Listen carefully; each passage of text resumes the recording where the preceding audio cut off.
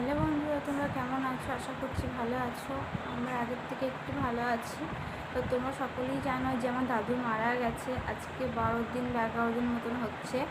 তো তোমার short video পেয়েছো এবং আমি একটা শর্ট ভিডিওতে বলেওছিলাম। তো আমি বাড়ি যাই, বাড়ি গিয়ে তোমাদেরকে সবটুকু জানাবো একটা ভিডিওর মাধ্যমে যে দাদুর কী হয়েছিল, হঠাৎ করে কেন মারা গেল। দাদু তো ভালোই ছিল, তোমরা দেখেছো। আমাদের বাড়ি গেছিলো পুজোর সময়তে, গ্রাম দেবতা মায়ের যখন পুজো হয়েছিল তখন গেছিলো, মানে জানিয়েছে এবং ভিডিওটা তোমরা পেয়েছো। তো সুস্থ মানুষ কীভাবে মারা গেল, দাদু কী হয়েছিল হঠাৎ করে, তো সবটুকু তোমাদেরকে এই ভিডিওর মাধ্যমে জানাবো আজকে। তো আজকে কোনো ডেলি ব্লগ নিয়ে আসিনি, তো তোমাদেরকে জানানোর জন্য এই ভিডিওটা করা। তো আমি বাড়ি এসেছি, অনেক দিনে হয়ে গেল, তো আজকে ভিডিওটা বানাচ্ছি। তো এদিকে মেয়ের ঘুমাচ্ছে, এখন দুপুর কটা বাজে, ওই এখন 1:30টার মতো বাজে। তো এখন মেয়েটা ঘুমাচ্ছে বলে আমি আর কি করতে পারছি ভিডিওটা, তার কারণ মেয়েটার খুব শরীরটা খারাপ। আমার যে ফোড়াটা হয়েছিল এখন একটু ঠিক আছে, তো অনেকটাই শুকিয়েছে এবং মেয়েটার একটা কাঁধে হয়েছে, তো ওটার জন্য খুব যন্ত্রণা হচ্ছে, ওর জ্বর আসছে, ওকে ডাক্তারও দেখিয়েছি। তো শরীরটা ভালো নেই বলে সেরকম কোনো ভিডিও বানাতে পারছি না। তো আমার অনেক দিন হয়ে গেল, দাদু মারা গেছে, আজকে 11 দিন না 12 দিন হচ্ছে এরকম হবে। তো মারা গেছে, তো তোমাদেরকে জানানোই হয়নি, তো এই জন্য আজকে ভিডিওটা করা। তো দাদু আমাদেরকে সকলকে ছেড়ে অনেক অনেক দূরে চলে গেছে, আর দাদু বলে ডাকতেও পাবো না। দাদু নামটা আমাদের সারা জীবনের মতো মুছে গেল। দাদু এটুকুই বলবো, তুমি যেখানেই থেকো ভালো থেকো, সুস্থ থেকো, ভালোভাবে জন্ম নিও। তো জীবনের মতো শেষ হয়ে গেল দাদু নাম, মানে দাদু ডাকার নামটা পুরো শেষ হয়ে গেল। আর দাদুও নেই, একটা দাদু ছিল, আমার বাবার বাবা অনেকদিন আগেই মারা গেছে যখন আমার 10 বছর বয়স। আর একমাত্র এই দাদুই ছিল, এটা হচ্ছে আমার মামা বাড়ির দাদু, আমার মায়ের বাবা। তো আমার ঠাম্মি চলে গেছে, আমার দাদু চলে গেছে, দিদা দাদুটাই ছিল। তো আখির বাবা মা, তোমার দাদাভাই বলতো যে দাদু তো আমি দেখিনি, তোমার জন্যই একটা দাদু দেখতে পেয়েছি, দাদুর নাম ডাকতে পেরেছি। তো সেটাও চলে গেল, আর কোনোদিন দাদু বলে কাউকে ডাকতেও পারবো না। আর দাদু দিদা ঠাকুমাদের ভালোবাসা এতটাই, তো হয়তো যে বাবা মা হয়তো সেই ভালোবাসাটা পূরণ করতে পারবে না। বাবা মতন ভালোবাসা, দাদু দিদা ঠাকুমাদের ওদের আলাদা ভালোবাসা। তো তোমাদের আসল কথা বলি যে দাদুর কী হয়েছিল। দাদু হঠাৎ করেই মানে মারা গেছে, আমরা জানতাম না। সকালে দাদুর সঙ্গে কথা হয়েছে, মায়ের কথা হয়েছে। আমি কিছুদিন আগে বাড়ি গেছিলাম, আমি কোনো ভিডিও করিনি, তো বাড়ি গেছিলাম, দরকার ছিল একটু বলে বাড়ি গেছিলাম। তো ওখানে 2 দিন ছিলাম, তো তখন দাদুর সাথে কথা হয়েছে, আমার মেয়ের সাথে কথা হয়েছে। আর আমার মেয়ে তো দাদু আবার জানছিল, আমাকে যা ভালোবাসতো, আমি বড়, মানে আমার মামার ছেলে আছে, একটা মামা আছে, আমার ভাই আছে, আমি সবারই বড়, মানে বড় নাতনি, তারপরে আমার মামার ছেলে, তারপরে আমার ভাই। তো আমাকে যা ভালোবাসতো, আমার ভাইকে, বড় ভাইকে, মানে মামার ছেলেকে আমি বড় ভাই বলি, তার থেকেও আমার মেয়েকে এখন বেশি ভালোবাসতো, বড় মা করে ডাকতো। আর আমার মেয়ে বড় বাবা ফোন করলেই কথা বলতো, অন্য কেউ ফোন করলে হয়তো কথা বলতো না, আমার দিদার সাথেও কথা বলতো না, কিন্তু আমার দাদুর সাথে খুবই কথা বলতো। তো এতটাই ভালোবাসতো আমার দাদুকে, মানে দাদুকে আর কি আমার মেয়ে। তো দাদু হঠাৎ করেই বাড়ি যখন গেছিলাম তখন কথা বলেছে, তো সব কথা তো আমি ঠিকঠাক বলে যখন কথা বলেছে। তারপর আমি বাড়ি এসেছিলাম বৃহস্পতিবার দিকে, আমি গেছিলাম রবিবার দিন বিকেলে গেছিলাম, বাড়ি এসেছি বৃহস্পতিবারে এসেছি বাড়ি। তো তার আগে কথা হয়েছে বুধবারে মঙ্গলবারে কথা হয়েছে। তো বাড়ি আসার পরে সেই দিন আর কথা হয়নি। তো যেদিন দাদু মারা যায় সেদিন ছিল শুক্রবার, 20 বৈশাখ শুক্রবার ছিল। তো হঠাৎ সকালে মা আমাকে ফোন করে জানায় যে তো দাদু এতটা শরীর খারাপ, আবার আগের মতো দম হচ্ছে। আমার দাদুর একটা সমস্যা ছিল, বয়স হয়েছিল আর দম হতো, শ্বাসকষ্ট হতো আর কি। 1 মিনিট দাঁড়াও, ফোন আসছে।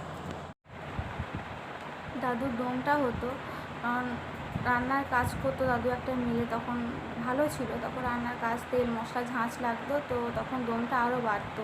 তো অনেক ডাক্তার দেখিয়েছে, প্রচুর ডাক্তার দেখিয়েছে, তখন আর কি গ্যাস নিতে হতো, যেমন আমার মেয়েকে নিতে হতো সেরকম, এবং ইনহেলার ছিল সেটাও নিতে হতো বাড়িতে কি টিপে, আমি ঠিক জানি না নামগুলো, তো আমি তোমাকে বলছি।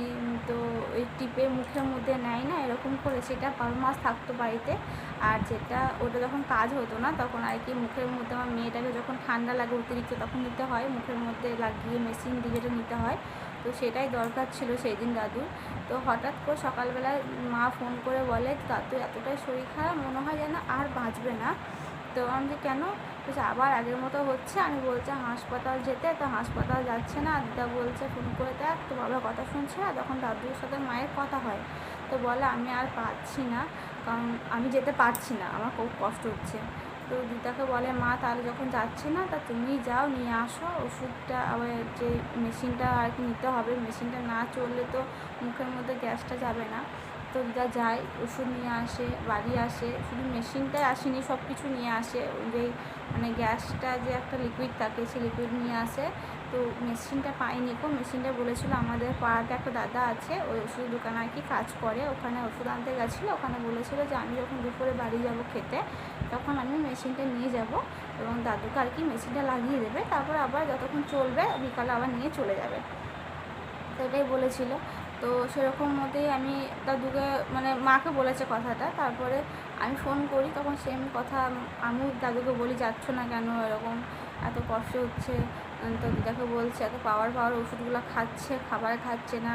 পুজোর সময়তে গেছিলো আমাদের চৈত্র মাসে গ্রাম দেবতা, তখনও তার একদম খাবার খেতে চাইছে না। তো এরকম ওষুধগুলো খাচ্ছে, আরও শরীর খারাপ করছে। তো অনেক কথা হয় যার সাথে, তখন তাকে বলি দাদু কী করছে।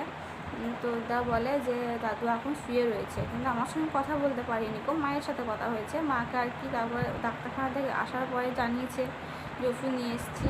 তো দিদা মানে দাদুর জন্য মুড়ি জল সব রেডি করে দিয়ে গেছিলো ডাক্তারখানায় ওষুধ মানে ওষুধ আনতে। তো ওষুধটা নিয়ে এসছে, সব একটা ওষুধ খেয়েছে, মুড়ি খেয়েছে, সেদিন চিনি জল দিয়ে আর কি একটু মুড়ি খেয়েছে, অন্য কিছু খেতে পারিনি গো।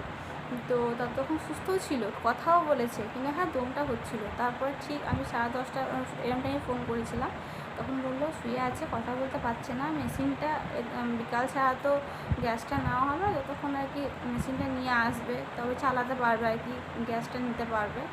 তো কথা বলার পরে ফোনটা রেখে দিই। তারপরে ঠিক 12টার সময় আমাকে মা কাঁদতে কাঁদতে ফোন করে, আর মেয়েটাকে খাইয়ে দিয়ে আমি ঘুম পাচ্ছিলাম। তো তখন না আমার মনের মধ্যে মানে মনে হতো কেমন একটা হচ্ছে। আর সেদিন আমার এতটাই শরীর খারাপ, অনেকে বলেছিলাম যে আমার ফোড়া হয়েছিল, গোটা হাত পায়ে যন্ত্রণা করছে, জ্বর এসছে, আর এত কষ্ট হচ্ছে, মাথা ঘুরছে, প্রচুর প্রচুর পরিমাণে আমার শরীর খারাপ ছিল। তো আমি ঠিকঠাক করে মানে কী বলবো দাঁড়াতে পারছিলাম না। সেদিন আমার শাশুড়ি মা সব রান্নাবান্না করেছে, শুধু মেয়েটাকে আমি খাইয়ে চান করিয়ে ঘুম পাচ্ছিলাম। তো মা ফোন করে কাঁদতে কাঁদতে, আমি বললাম কী হলো। সেদিন মানে মা যখন ফোন করে তার আগে আমার ভিতরটা কেমন করে উঠলো, দাদু বলে চিৎকার করে উঠলাম দাদু। তো তার আগে কিন্তু দাদু মারা গেছে। তো দাদু আমাকে মারা গেছে আমি বুঝতে পারিনি, কিন্তু দাদু বলে আমি মুখ থেকে আর কি কথাটা অটোমেটিক বেরিয়ে চলে এলো। তারপরে তখন ঠিক 12টার সময় ঘুম পাচ্ছিলাম আর কি মেয়েটাকে। তারপরে 12টার পরে এরকম টাইমে আমাকে মা ফোন করে, অতটা মনে নেই, কিন্তু আমি মেয়েটাকে তো ঘুম পাড়াই 12টার সময় খাওয়াই, তারপরে আমি ঘুম পাড়াই ওকে। তো এরকম টাইমেই হবে 12 থেকে 12:30 আগে আমাকে মা ফোন করে যে কাঁদতে কাঁদতে মনে হয় যেন তোর দাদু আমার আর নেই গো, আমাকে বলছে না, আমাকে বললো হাসপাতালে ভর্তি করছি, তোমরা তাড়াতাড়ি আসো, অ্যাম্বুলেন্স ডেকেছি, দাদুর প্রচণ্ড পরিমাণে আর কি দম হচ্ছে, তো তুই একবার ফোন করে দেখ। তো বেশ ঠিক আছে, আমি কান্নাকাটি করতে লাগলাম, ফোন করলাম, আমার শাশুড়ি মা শ্বশুরমশাই এলো, কী হলো, কান্নাকাটি শুনে চলে এসছে। মেয়েটা ঘুম পাড়াতে পাড়াতে উঠে বললো কান্না চোটে। তো আমি ফোন করছি, কারো ফোন লাগছে না। তারপরে আর কি একটা দিদার ফোন থেকে আমার দিদি ফোন করেছে, ওখানে মামার মেয়ে। তো ও ফোন করে আমাকে বললো যে এরকম হঠাৎ করে বর্ষা, তো তোর মাকে তুই বলিস না তোর দাদু আর নেই, তো 10 মিনিট হলো এরকম মারা গেছে, তো দাদু আর নেই। তো সেই কথাটা শুনে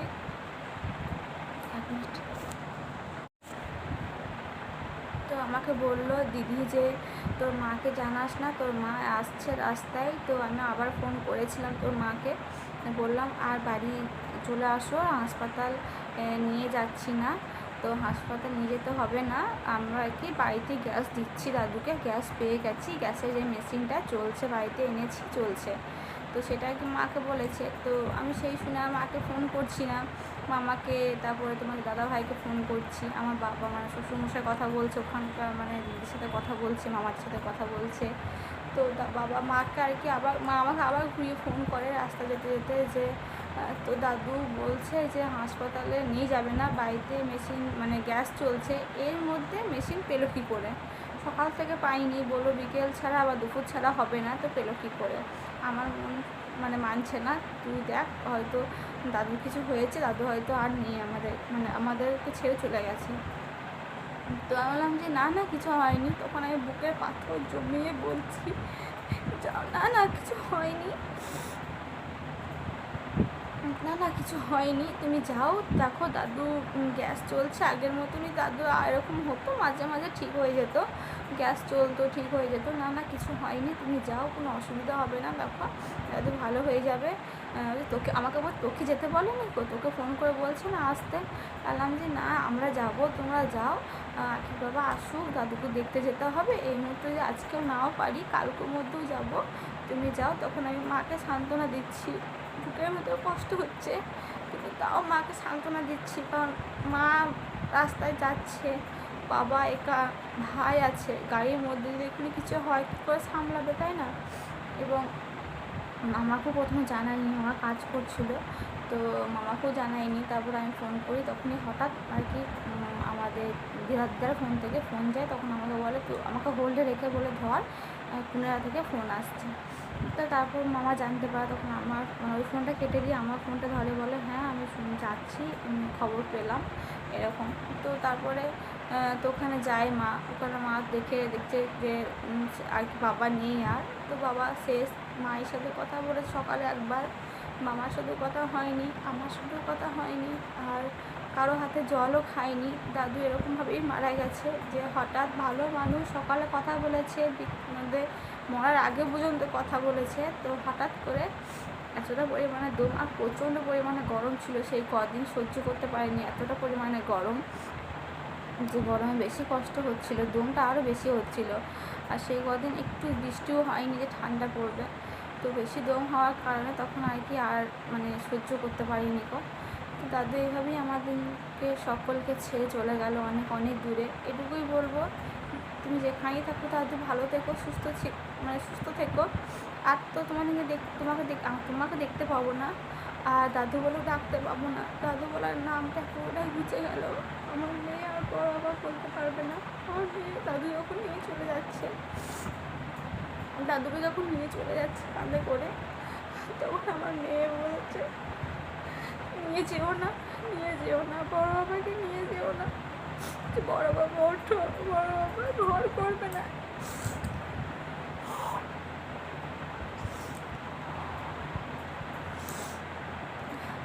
বলছে বড় বাবা ওঠো, বড় বাবা ঘর করবে না, কারণ আমার মেয়ে আর কি খেলা করতো, দাদু কোলে বসতো বারবার, আমি বকতাম বসিস না, বড় বাবার কষ্ট হচ্ছে, নিতে পারবে না। আর আমার দাদু ঢাকা নিত ওকে, বলতো বড় মা ঘর করেছি, চাদর নিয়ে ঢাকা নিত, ওইটা আমাকে করতো ছোটোবেলাতে দাদু, ওই সেম জিনিস আমার মেয়েকেও করতো, আমার মেয়েকেও খুশি হতো, কারণ ওর ছোটো, ওর ভালো লাগতো। তো সেই কথাটা এখন আমার মেয়ে মনে আছে, আমার মেয়ে এখন 2 বছর হয়নি, তো যখন দাদু শুয়ে আছে, দাদুকে ডাকছে গায়ে হাত দিয়ে নিজেই, বলছে বড় বাবা ওঠো, ঘর করবে না, আর যখন গাড়িতে নিয়ে চলে যাচ্ছে তখন বলছে নিয়ে যেও না, বড় বাবাকে নিয়ে যেও না। ওইটুকু মেয়ে, সেও বুঝতে পারছে যে বড় বাবা নিয়ে চলে যাচ্ছে, বড় বাবাকে আর কোনোদিন দেখতে পাবো না। যখন ঘরে এলাম, তো একটা দিদা জিজ্ঞাসা করছে যে বড় বাবা কই, পাশের বাড়ির দিদা জিজ্ঞাসা করছে আমার মেয়েকে, তো বলছে বড় বাবা নেই, বড় বাবাকে নিয়ে চলে গেল, মরে গেছে, বড় বাবা মরে গেছে, বড় বাবাকে নিয়ে চলে গেছে। তো ওরা সবাই বলছে দেখো এটুকু মেয়ে, সেও তো বুঝতে পারছে কী করে যে আর কি বড় বাবাকে দেখতে পাবে না।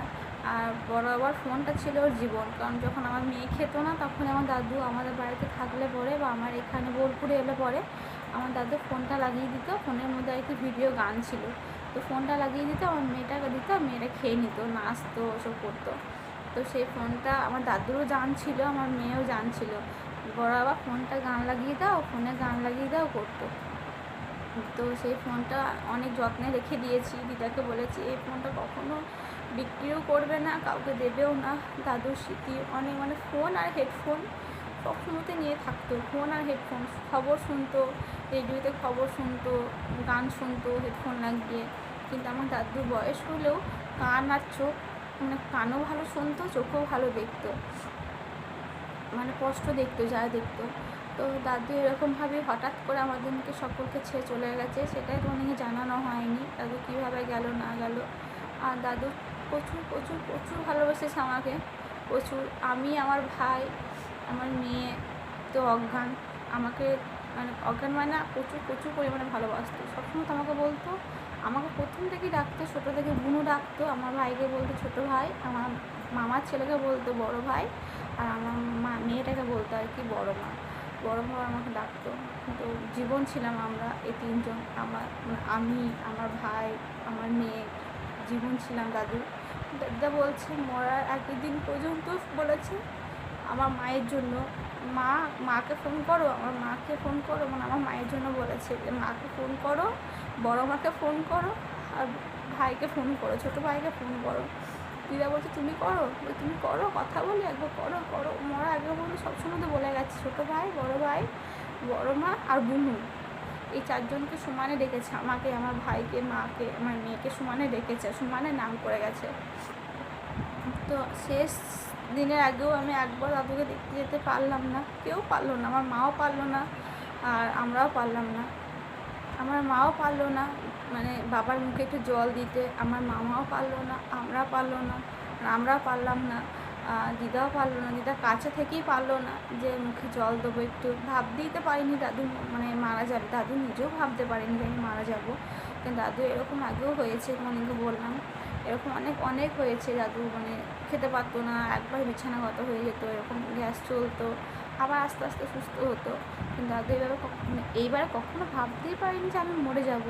তো না হলে তো কিছু বুঝতে পারলে তো বলতো, বা ডাকতো যে আসতে বলো, মাকে বলতো, হয়তো মামাকে যেতে বলতো, মামা ওখানে থাকে না, তো মামাকে যেতে বলতো, হয়তো আমাদেরই যেতে বলতো, আমার মেয়েদের জীবন, মেয়েটাকেও যেতে বলতো যে নিয়ে এসো, বুনু একবার নিয়ে এসে বড় মাকে। তো সেরকম তো কিছু দাদু বুঝতে পারিনি, আমরাও বুঝতে পারিনি। তো এইভাবেই দাদু অনেক দূরে চলে গেল আমাদেরকে ছেড়ে, সকলকে ছেড়ে। আর হয়তো দাদুকে খুঁজলেও পাবো না, ডাকলেও পাবো না। তো এইটুকুই, তোমরা প্রার্থনা করো দাদু যেখানে থাকুক ভালো থাকুক, সুস্থ থাকুক, ভালোভাবে জন্ম হোক। তো তোমাদেরকে এইটুকু জানানো ছিল দাদু কীভাবে মারা গেল, হঠাৎ করে দাদু কী হয়েছিল। তো তোমাদেরকে সবটুকুই জানালাম। তো আর কিছু বলার নেই।